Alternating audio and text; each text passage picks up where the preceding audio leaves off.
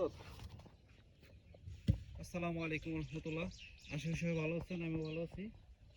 তো আজকে একটা বিষয় নিয়ে আলোচনা করবো আপনাদের সাথে, কলা গাছের।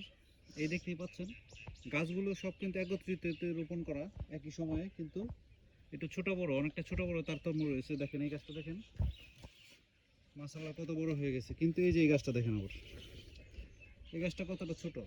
তো এরকম প্রত্যেকটা বাগানে এরকম সব গাছ একত্রিত বড় হয় না। সেক্ষেত্রে দেখা যায়, এই যে আমি আবার দেখতে পারতেছেন এই যে ছোট গাছ যেগুলো আছে, এই যে একটা, এই যে এখানে একটা, এরকম কয়েকটা রয়েছে।